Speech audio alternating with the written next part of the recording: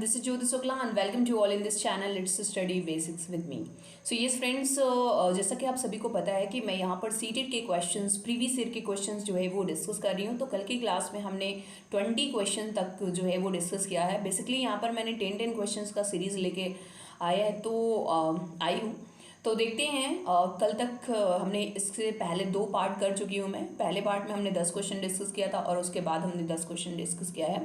तो आगे चलते हैं। आज 21 नंबर क्वेश्चन। अच्छा, मैं एक बार फिर से बता दूं कि ये जो क्वेश्चन हैं वो पिछले साल जो ऑनलाइन मोड में एग्ज़ाम हुआ था, ठीक है, दिसंबर 2021 का क्वेश्चन है।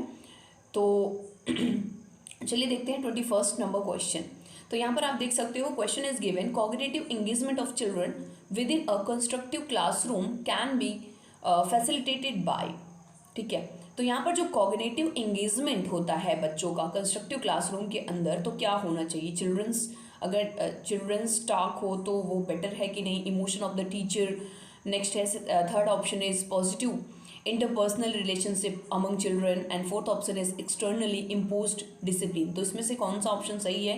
यहाँ पर दिया हुआ है वनली 3, वनली 4 और 1 2 3 और 1 2 4। यहाँ पर हिंदी में भी मैं एक बार क्वेश्चन को पढ़ देती हूँ। एक संरचनात्मक कक्षा में बच्चों की संज्ञानात्मक सहभागिता को किस प्रकार सुसाधित किया सकता है, ठीक है। तो बच्चों की वार्तालाप, मतलब जो संरचनात्मक कक्षा है, ठीक है, यानी कि हम ये कहें कि एक जो अच्छी कक्षा होती है, ठीक है, एक बढ़िया क्लासरूम जो होता है, जो काफ़ी प्रोग्रेसिव क्लासरूम होता है, उसमें क्या होना चाहिए, ठीक है।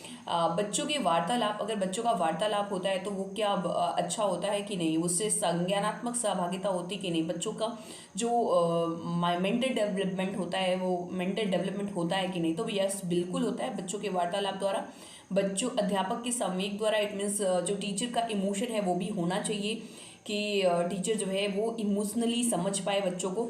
एंड बच्चों के सकारात्मक परस्पर संबंध, यानी कि जो रिलेशनशिप है बच्चों के साथ में टीचर का, वो भी होना चाहिए बिल्कुल। बाह्य रूप से अधिरूपित अनुशासन, जो डिसिप्लिन, एक्स्ट्रा जो बाहरी अनुशासन होता है, इट मीन्स पिटाई करना बच्चों की, ठीक है, या पनिशमेंट किसी भी तरह का, वो जो होता है वो बहुत ही खराब हो जाता है। तो ये ऑप्शन आपका बिल्कुल गलत हो जाएगा। तो हम देखते हैं कौन सा ऑप्शन में 1 2 3 दिया हुआ है। तो ये आपका थर्ड ऑप्शन में 1 2 एंड 3 दिया हुआ है, तो ये ऑप्शन आपका बिल्कुल सही हो जाता है। आगे हम चलते हैं नेक्स्ट 22 नंबर क्वेश्चन में, और यहाँ पर गिवन है the failure of children is often the failure of school, which of the following support this statement. यहाँ पर क्या कहा जा रहा है कि जो अगर बच्चे फेल होते हैं, इसका मतलब ये है कि स्कूल फेल हो गया, ठीक है। ये जो स्टेटमेंट है ये क्या शो करता है? पहला है option, school exist so that they can appropriately discriminate among students ability. Second option is children fail because school do not take into consideration different piece of learning of student. Third option is children fail because they do not comply with school requirements, and fourth option is children fail because of the lack of ability and less IQ. तो हिंदी में भी मैं यहाँ पर पढ़ देती हूँ कि बच्चों की असफलता अक्सर विद्यालय की असफलता होती है। तो इसका रीज़न क्या है, या ये क्या दिखाता क्या है? तो स्कूल का अस्तित्व विद्यार्थियों के सामर्थ्य में विभेदीकरण करने हेतु है? बिल्कुल नहीं। बच्चों का सामर्थ्य क्या, मतलब हर एक बच्चे में पोटेंशियबिलिटी होती है। अगर बच्चे को पढ़ाया जाता है तो वो बिल्कुल सही होगा। बच्चे इसलिए असफल होते हैं क्योंकि विद्यालय बच्चों के सीखने की विविध गतियों का संज्ञान नहीं करते। हाँ बिल्कुल, ये सही हो जाएगा आपका ऑप्शन। अच्छा, थर्ड भी देख लेते हैं। इसलिए बच्चे इसलिए असफल होते हैं क्योंकि वे विद्यालय की जरूरतों का अनुपालन नहीं करते। बिल्कुल ये गलत ऑप्शन है। बच्चे योग्यता की कमी और निम्न बुद्धि की वजह से, किसी भी बच्चे की निम्न बुद्धि लब्धि नहीं होगी। अगर हम उसको अच्छे से इन्वायरमेंट देंगे तो वो असफल नहीं होगा, बल्कि अच्छे से अगर उसको पढ़ाया जाएगा, डिफरेंट टीचिंग टूल्स यूज़ किए जाएंगे और काफ़ी बेहतर तरीके से सामाजिक उसकी जो आसपास की चीज़ें हैं उससे जोड़ करके पढ़ाया जाएगा, तो बिल्कुल वो सफल हो सकता है। तो ये भी ऑप्शन आपका गलत हो जाता है। केवल और केवल सेकेंड ऑप्शन जो है वो सही हो जाएगा। नेक्स्ट 23 नंबर क्वेश्चन में आप देख सकते हो, to be relevant and meaningful concept need to be. First option is taught using a proper definition. Second, linked with the social context of the child life. Third option is reproduced correctly from the textbook in the child notebook. Or fourth option is memorized well so that student can take part in competition. तो यहाँ पर देख सकते हो किसी संप्रत्यय के प्रासंगिक और अर्थपूर्ण होने का, कोई मीनिंगफुल जो है बच्चों का जो लर्निंग होती है वो क्या हो जाती है, इसमें से आपको चारों ऑप्शन में देखना है। उपयुक्त परिभाषा द्वारा पढ़ाया जाना, क्या डेफिनेशन देना सही होता है? बिल्कुल नहीं, डेफिनेशन नहीं देना चाहिए। किसी भी बच्चे को कॉन्सेप्ट और उसके आसपास की चीज़ों से जोड़ करके पढ़ाया जाना चाहिए। तो बच्चे के जीवन संबंधित सामाजिक परिप्रेक्ष्य से जोड़ कर पढ़ाना बिल्कुल सही बात है। नेक्स्ट है पाठ्य पुस्तकों में बच्चे की कॉपी में ज्यों का त्यों लिखना, बिल्कुल नहीं, कॉपी करना थोड़ी ना सही ऑप्शन है। कॉपी करने से बच्चे क्या होंगे, वो सिर्फ और सिर्फ कॉपी करते रह जाएंगे। नेक्स्ट है अच्छे से रट लेना, बिल्कुल नहीं, रटना तो बिल्कुल ही गलत, कहीं पर भी अगर रटना देखें ना तो वो ऑप्शन तो बिल्कुल गलत हो जाता है। सो यहाँ पर आपका सेकंड नंबर ऑप्शन जो है वो सही हो जाएगा। नेक्स्ट क्वेश्चन की तरफ बढ़ते हैं और यहाँ पर दिया हुआ है the fear of failure need to discouraged in the children within a classroom because. तो जो फियर ऑफ फेलियर है उसके बारे में यहाँ पर दिया हुआ है। और first option is given children's fear can not be handle within a classroom by a teacher. Second option school can not take responsibility for emotional life of children. Third option is failure and error are a natural part of children's learning. And fourth option is children who experience fear are development failure. Hindi में भी मैं इसको पढ़ देती हूँ। एक कक्षा में बच्चों के असफलता के भय को दूर करना क्यों ज़रूरी होता है। ठीक है, तो जो फेलियर और फियर होता है, ठीक है, यहाँ पर आपने देखा ना, जो फियर और फेलियर होता है उससे क्यों दूर किया जाना चाहिए। फर्स्ट ऑप्शन इस एक कक्षा में अध्यापक बच्चों के भय को संभाल नहीं सकता, बिल्कुल गलत ऑप्शन है। तो नेक्स्ट है सेकंड ऑप्शन इज विद्यालय बच्चों के भावनात्मक जीवन की जिम्मेदारी नहीं ले सकता, ये भी बिल्कुल गलत है। असफलता और त्रुटियां बच्चे के अधिगम का स्वाभाविक हिस्सा है, सही बात है। अगर बच्चे गलती नहीं करेंगे तो और कौन करेगा, क्योंकि बच्चे जो होते हैं ना वो गलती करके ही सीखते हैं। तो थर्ड ऑप्शन जो है वो सही हो जाएगा। एंड नेक्स्ट फोर्थ ऑप्शन है भय का एहसास करने वाले बच्चे विकासात्मक रूप से विफल होते हैं, ये भी बिल्कुल गलत है। तो इस क्वेश्चन में आपका थर्ड नंबर ऑप्शन जो है वो बिल्कुल सही हो जाता है। नेक्स्ट हम चलते हैं 25th नंबर क्वेश्चन की तरफ और यहाँ पर है it is often argued that reward may not be best method of motivating learner because first option is they decrease intrinsic motivation. Second, they increase intrinsic motivation and they decrease extrinsic motivation. Fourth option is they decrease both intrinsic and extrinsic motivation. तो यहाँ पर जो है कहा जा रहा है कि जो बच्चों को पुरस्कार दिया जाता है ना उससे क्या होता है, जो अवार्ड दिया जाता है वो अभिप्रेरित करने का उत्तम तरीका नहीं है। मतलब जो अवार्ड देना बहुत अच्छी चीज़ नहीं है। क्यों अच्छी चीज़ नहीं है? क्योंकि इससे आंतरिक अभिप्रेरणा छीड़ होती है, जो बच्चे का इंटरनल मोटिवेशन होता है वो कम होता है। दूसरा है इससे आंतरिक अभिप्रेरणा बढ़ती है, ये तो बिल्कुल सही है, ये ऑप्शन सही है। आंतरिक अभिप्रेरणा बढ़ जाती है, बिल्कुल नहीं। देखो क्या होता है ना कि अगर हम बच्चे को हर बात बात पर अवार्ड दे रहे हैं ना तो बच्चा सिर्फ और सिर्फ उसी पर डिपेंड हो जाएगा। उसको अगर किसी को इंटरनल मोटिवेशन, जो इंटरनल मोटिवेशन होता है ना वो बहुत ही ज़्यादा स्ट्रॉन्ग होता है, ठीक है। अगर कोई अपने मन से पढ़ता है ना तो वो बहुत ही बड़ी चीज़ होती है, और अगर पुश करके पढ़ाया जा रहा है तो वो नहीं सही चीज़ होती है। तो इसलिए ज़्यादा अवार्ड देने से भी क्या होता है, आंतरिक अभिप्रेरणा जो इंटरनल मोटिवेशन होता है वो कम हो जाता है। नेक्स्ट ऑप्शन इज इससे बाह्य अभिप्रेरणा क्षीण होती है, बिल्कुल गलत बात है, ये ऑप्शन आपका गलत हो जाता है। इससे आंतरिक और बाह्य अभिप्रेरणा दोनों ही छिड़ होती हैं, ये भी गलत है। तो आपका ऑप्शन फर्स्ट ऑप्शन जो है वो बिल्कुल सही हो जाता है। नेक्स्ट हम चलते हैं 26 नंबर क्वेश्चन पर और यहाँ पर है good problem solver often have which set of the following characteristic. तो यहाँ पर देखते हैं, फर्स्ट है creativity, lack of response set, diverging thinking.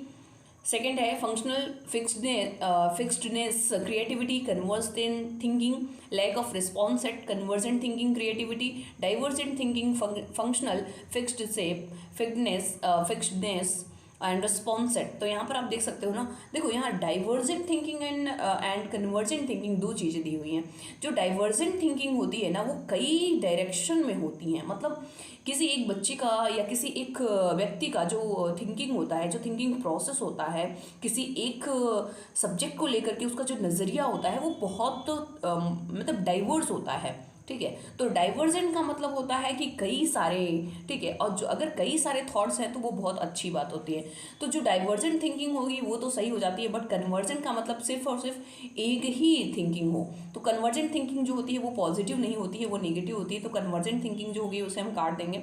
यहाँ पर हो गया कन्वर्जेंट थिंकिंग, यहाँ भी दिया हुआ है कन्वर्जेंट थिंकिंग, ये भी गलत हो जाएगा। नेक्स्ट है divergent thinking, functional fitness and response set, ये दिया हुआ है लेकिन फर्स्ट ऑप्शन को भी हम थोड़ा सा देख लेते हैं, creativity and lack of response set and divergent thinking. तो ये आपका फर्स्ट ऑप्शन जो है वो बिल्कुल सही है। हिंदी में भी एक बार हम देख लेते हैं कि कौन सा दल वही मतलब कैटेगरी उत्तम समस्या समाधानकर्ता को इंगित करता है। तो पहला है सृजनात्मक प्रतिक्रियात्मक नम्यता की कमी अभिसारी चिंतन, बिल्कुल ये सही है। और नेक्स्ट है क्रियात्मक जड़ता सृजनात्मक अभिसारी चिंतन, ये नहीं है। अभिसारी चिंतन ही आपको कोड वर्ड पकड़ लेना है, अभिसारी चिंतन बिल्कुल गलत है। अभिसारी चिंतन तो है लेकिन क्रियात्मक जड़ता और प्रतिक्रियात्मक अनम्यता, इन सब में जो बेस्ट ऑप्शन है वो आपका फर्स्ट ऑप्शन है, तो वो आपका सही हो जाएगा। नेक्स्ट चलते हैं 27 नंबर क्वेश्चन की तरफ, और यहाँ पर दिया हुआ है teacher believe about success failure of the student often influence learning and motivation of the student, especially from the disadvantaged group. Which of the following statement is correct in the context? तो first option is given, teacher expectancy influence children's learning significantly. Second, teacher need to control student autonomy within the classroom. Third option is teacher should encourage children to perform better than other and complete well. Fourth option is teacher need to train such student in the strategies to avoid failure in at any cost. तो देख लेते हैं हिंदी में, शिक्षिका के विद्यार्थियों की खासकर सुविधा वंचित वर्ग की असफलता, सफलता एवं असफलता के बारे में विचार अक्सर उनके सीखने व अभिप्रेरणा को प्रभावित करते हैं। इस संदर्भ में कौन सा कथन सही है? तो यहाँ पर पहला ऑप्शन है शिक्षक की अपेक्षाएं बच्चों के सीखने को बेहद प्रभावित करती हैं। तो बिल्कुल, अगर शिक्षक जो होता है, जो टीचर होता है, अगर वो एक्सपेक्ट करे कि हाँ हम अपने बच्चों को पढ़ाएंगे ही, तो वो बहुत ही पॉजिटिव थिंकिंग हो जाती है, और टीचर ने अगर डिसाइड कर लिया ना तो वो कर सकता है, ठीक है। सेकंड ऑप्शन है शिक्षक को बच्चों की स्वायत्तता पर काबू रखना चाहिए, बिल्कुल नहीं। बच्चे को फ्रीडम देना चाहिए, वो कुछ भी क्वेश्चन कर सके। अगर बच्चे को एकदम दबा करके रखा जाता है कि वो बिल्कुल भी कुछ बोल ना पाए, क्लास में एकदम शांति रहे, तो वो क्लास बिल्कुल भी सही नहीं होता है। जिस क्लास में बच्चे बोलते रहें, हाँ teaching learning it means learning में जो है वो इंक्लूड रहें, तो वो क्लास जो होता है वो सबसे बेस्ट क्लास होता है। नेक्स्ट हो गया शिक्षक को बच्चों को प्रतिस्पर्धा करने व दूसरे से बेहतर करने के लिए प्रोत्साहित करना चाहिए। तो यहाँ पर क्या कह रहा है, प्रतिस्पर्धा करने हम दूसरों से बेहतर करने के लिए प्रोत्साहित करना चाहिए। देखो यहाँ पर प्रतिस्पर्धा और बेहतर जो होता है ना, मतलब अच्छा तो करना चाहिए, लेकिन सिर्फ और सिर्फ बेहतर करने का ही सोचते रहेंगे तो वो भी आपका बिल्कुल नहीं सही होगा। अच्छा, यहाँ पर फर्स्ट ऑप्शन जो है वो ना सबसे बेस्ट ऑप्शन है, अदरवाइज ये थर्ड ऑप्शन भी थोड़ा पॉजिटिव है, ये भी सही हो सकता था। नेक्स्ट है शिक्षक को ऐसे विद्यार्थियों को हर हालत में असफलता से बचने के लिए रणनीतियों पर प्रशिक्षण देना चाहिए। हर हालत में असफलता की क्या बात हो गई, बच्चे असफल भी होते हैं, और अगर असफल होते हैं तो वो अच्छा और भी अच्छा कर सकते हैं। तो सिर्फ सफल होना ही टीचर का मोटिवेशन नहीं होना चाहिए कि टीचर जो है वो सिर्फ और सिर्फ बच्चे को ये सिखाए कि हाँ तुम हमेशा ही सफल हो, ठीक है। तो ये आपका ऑप्शन जो है वो नहीं सही है। सबसे बेस्ट ऑप्शन जो है वो यहाँ पर फर्स्ट ऑप्शन जो है वो सही हो जाता है। नेक्स्ट चलते हैं 28 नंबर क्वेश्चन पर। यहाँ पर दिया है to be able to create a positive learning environment within the classroom it is important that the teachers, first option is given here, follow the fixed time table well. Next है are able to discipline children using award and punishment. Third option are able to include children's emotion with learning process, are able to discriminate between the abilities of children and make grouping accordingly. तो हम इसे हिंदी में भी देख लेते हैं। यहाँ पर लिखा है शिक्षिका कक्षा में सकारात्मक रूप से सीखने का वातावरण किस प्रकार सुनिश्चित कर सकती है।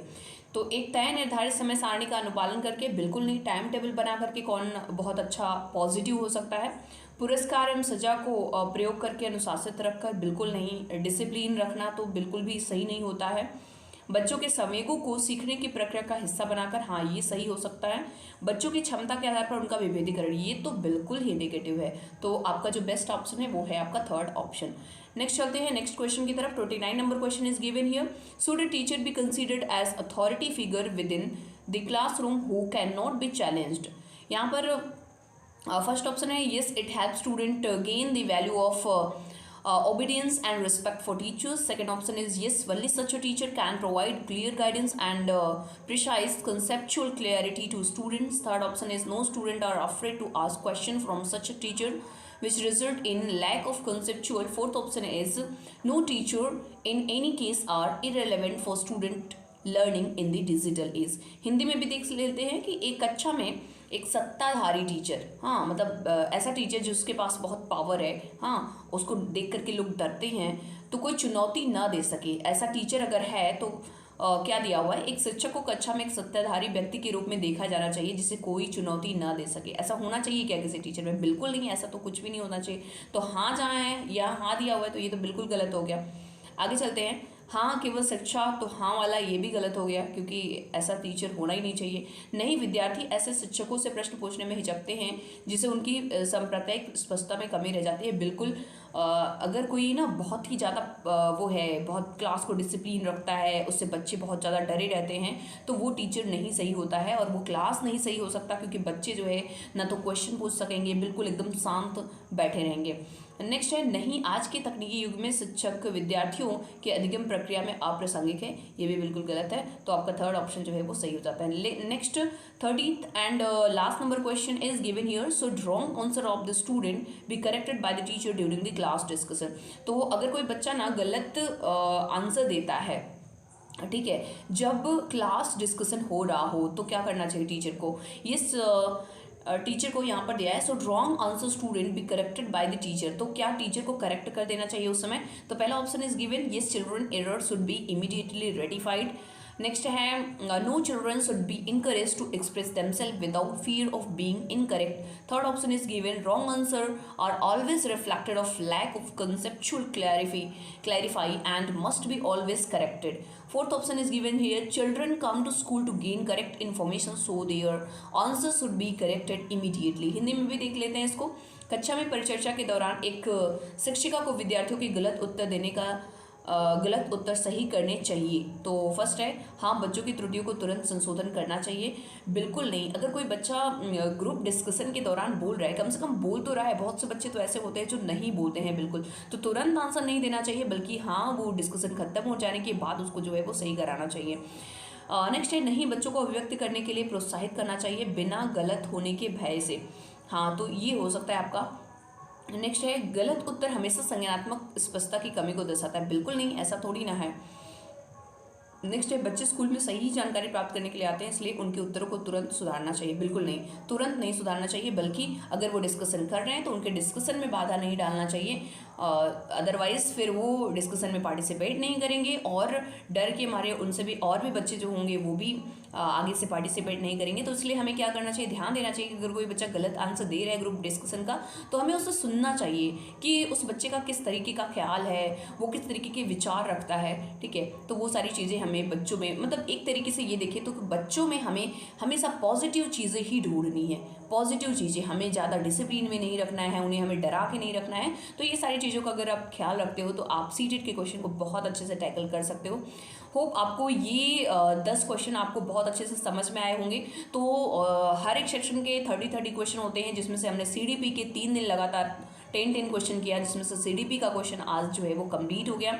हमने 30 क्वेश्चन जो है वो कंप्लीट कर लिया है। अब नेक्स्ट आपका पोर्शन जो आएगा उस पर हम डिस्कस करेंगे किसी नए क्लास में। तो अगर आपको सेशन अच्छा लगा तो ज़्यादा से ज़्यादा लोगों को शेयर करिए और ताकि सभी लोग इसका बेनिफिट उठा सकें। तो मिलते हैं किसी नए क्लास में। Bye bye and take care.